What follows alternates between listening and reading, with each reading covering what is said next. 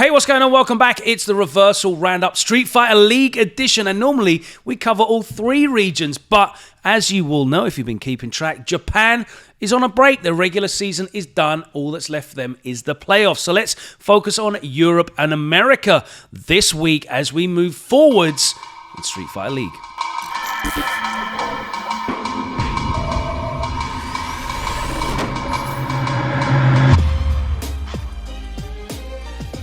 Well, hello.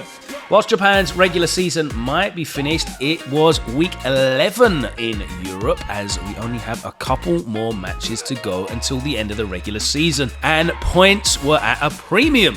Our first match was Team GO versus 00 Nation, and this one is a very important match in terms of the playoff picture. Team GO were the designated away team and they put forward a very familiar player lineup. Akainu was first and he went for his new favourite in Dan. Valmaster in second place and Luffy was in the anchor role, locked in with Mika. In the first game, Veggie stepped up full of confidence, but that confidence was quickly stifled as Akainu looked incredibly impressive.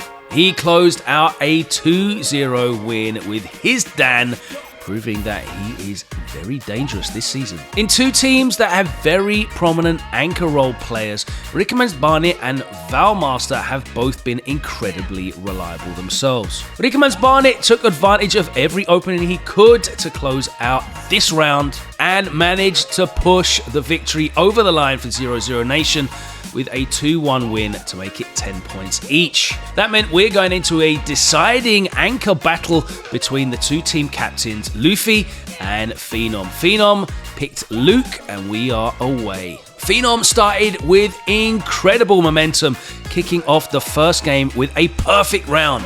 Luffy fought back, but this interruption from Phenom closed out the first game. In the second game, Luffy switched to Rose, but Phenom was adept at dealing with the mix-ups, interrupted and took the second game to make it 2-0. Luffy stayed on the Rose pick, but the result also stayed the same and Phenom jumps into a 3-0 win, a huge 30-10 victory for 00 Nation. In our second game, it saw Wild Blast, who are now out of the running, going up against Reason Gaming, who will want to take this opportunity to stay within touching distance of the playoffs. Vega Patch sat out as Wild Blast on the away side put a lineup of MDZ Jimmy with Ryu Takamura back on Ken and Momi once again in the anchor role on that Kami. It was one step layered on Karin, who's going to be facing Jimmy with the Ryu. And with some hard reads, Jimmy managed to close out a 2-1 win to get his first points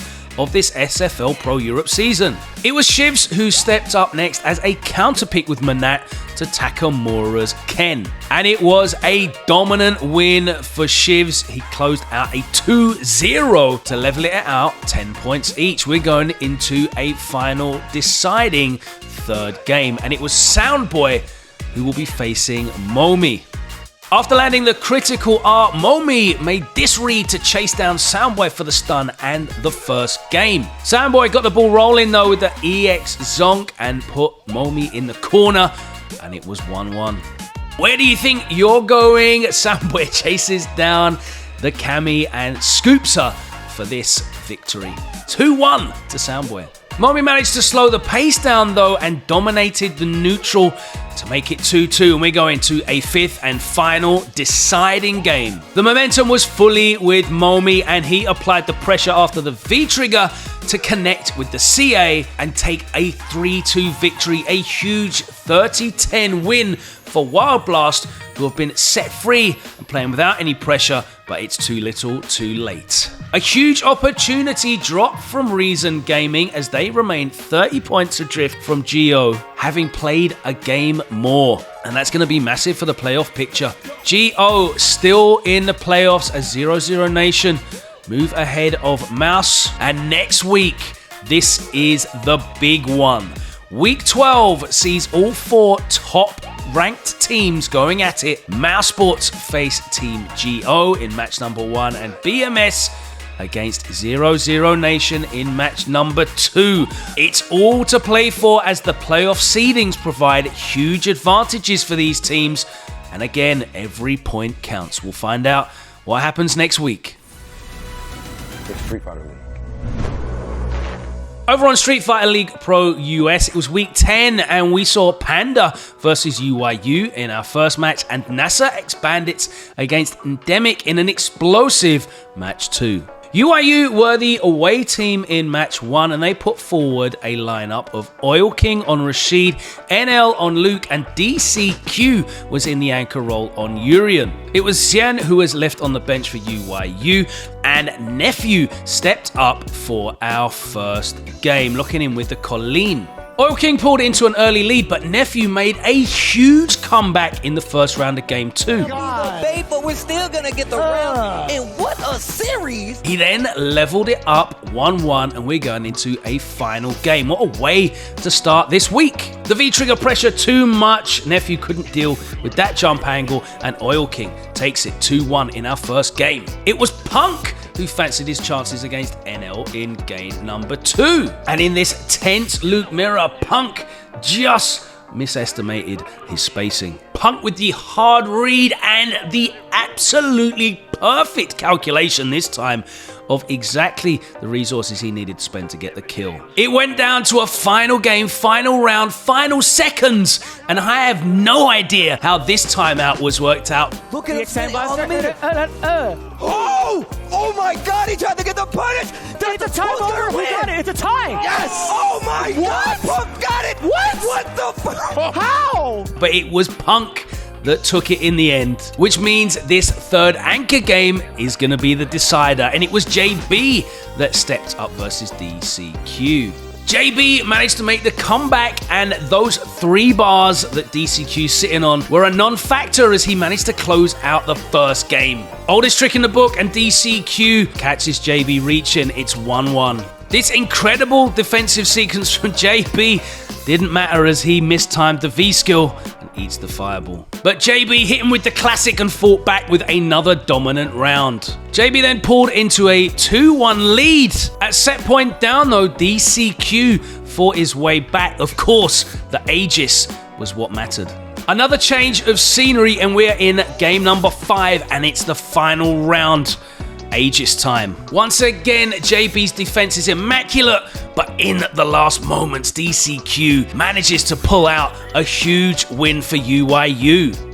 A second game saw Endemic as the away team, and they put forward NuckleDo on G as their first player, Shine on Cody as their second, and Idom, who recently qualified for Capcom Cup, in the anchor role with Laura. Menardi was first, and the Luke stepped up. NuckleDo with this big comeback to take the first game, showing G is still a terrifying proposition. Another huge comeback from Do as he applies the corner pressure and manages to get the kill without spending any resources. Set point down though, and Mena does not crack under the pressure. He has been competing for the last few years at the highest level, and he drew it back to 1-1. A bad smash over was the opening that Mena needed to finally pull into the lead. This delayed corner pressure from Mena caught NuckleDo unawares, and he cashes out for a 2-1 win. Up next, it was one of the most dangerous men in Street Fighter League Pro US, with Angry Bird going up against Shine. But he opted for the Rashid match this time against Shine's Cody. And it seemed like the right pick as he took the first round. Shine making the most of the V-trigger frames and the damage to level it 1 round apiece.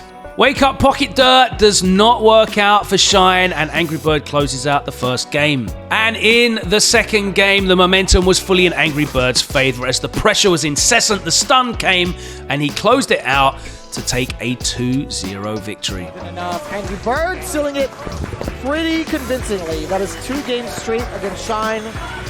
So with NASA X Bandits 20 points up, it came down to the current reigning Capcom champ and the latest name to join the Capcom Cup, Idom. He is going to be facing Big Bird. Showing their versatility, Big Bird went for the Ken counterpick against Idom's Laura. Waking up with a light DP, Angry Bird likes that one. But this electric set just keeps getting better. Idom answers with a perfect round. Meaty pressure into more pressure, and Idom closes out the first game. Big Bird happy to spend all of the resources for the pressure and opens up IDOM to take this round.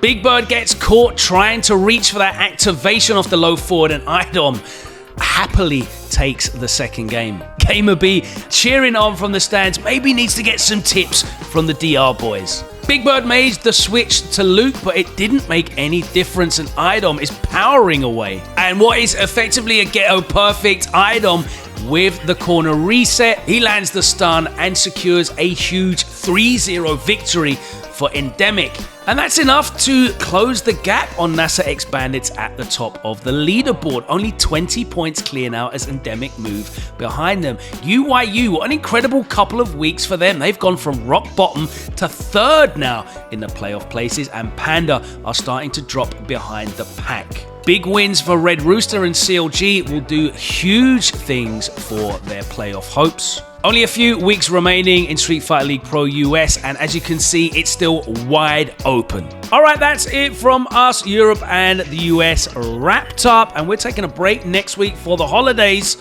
We'll see you in the new year. Thank you so much for joining us right here for all of the action. And we really appreciate all of your comments about how much you guys love this show. A great way to keep up with the Street Fighter League action. Of course, make sure that you go and check the full VODs over on the Capcom Fighters YouTube. They've got playlists for all 3 Street Fighter League seasons. And of course, the Capcom Pro Tours.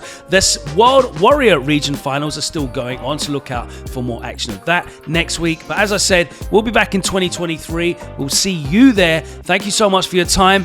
We'll take care, and we'll see you next time round.